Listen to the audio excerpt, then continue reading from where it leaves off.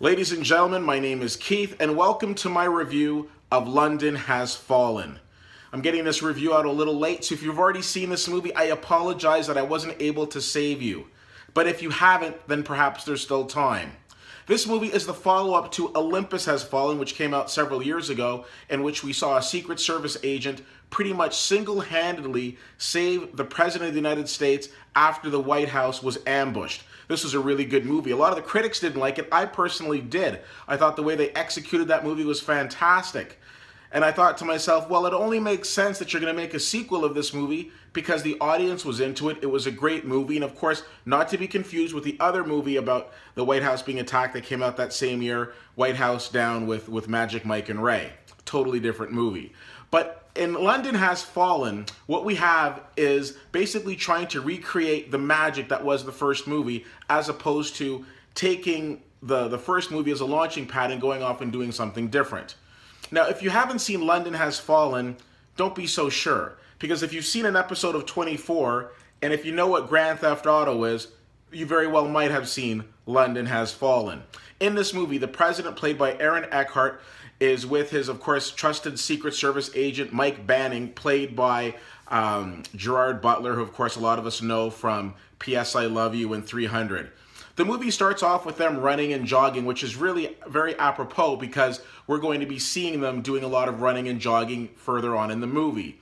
You see, all of the world leaders are called to England for this big state funeral. And wouldn't you know, all of the world leaders are basically taken out in an instant, except for the President of the United States.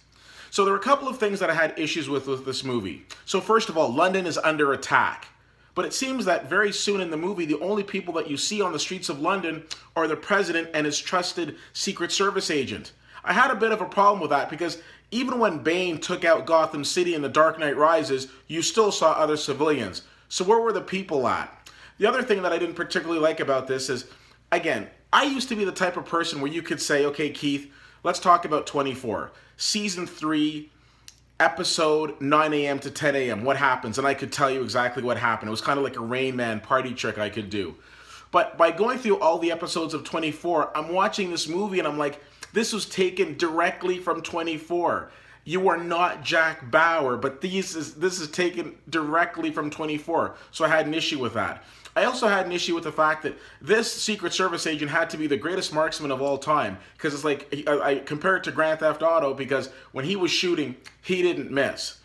I liked Gerard Butler's character in the first movie. I thought he was decent, and I thought, he's a great, strong hero. But in this, it's like he's this closet bigot because, first of all, he's the only guy I know who has to talk his villains to death before he kills them. And then I don't want to hear my hero saying things like, why don't you go back to where you come from? Really? All right. Anyways, considering that they were in England and both of them were like, foreign to England, it didn't really seem like it fit. And anytime I'm hearing somebody say, why don't you go back to where you come from, I'm expecting it to come from the villain, not from the hero. So I didn't necessarily care for a lot of aspects of this movie. I found that this is one of those movies that should have been direct to video. You've got multiple Academy Award winners in this. You've got Melissa Leo and you've got Morgan Freeman. Both of them are wasted. Both of them are just basically there because they were in the original and they're completely wasted in this movie. So there's a couple of things. I'm leaving this movie and I'm like, why was the first one so good and the second one wasn't?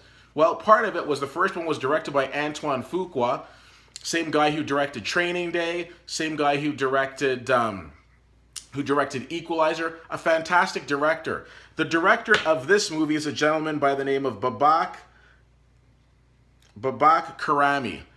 Put your hand up if you've seen any Babak Karami movies. Yeah, I didn't think so. His big claim to fame is directing the TV show Banshee. Put your hand up if you've ever seen the TV show Banshee. Yeah, I didn't think so. This movie was a complete waste of my time. There were a couple of good action sequences in it, which I really enjoyed, but I enjoyed them. I also have to say I enjoyed them the first time I saw them when I saw them on 24. No originality, no depth, nothing with the characters, just overall not a good movie. The only reason I'm not completely flunking this movie is because it has Morgan Freeman in it, and that's just something you can't do. Giving this movie at the end of the day a C-.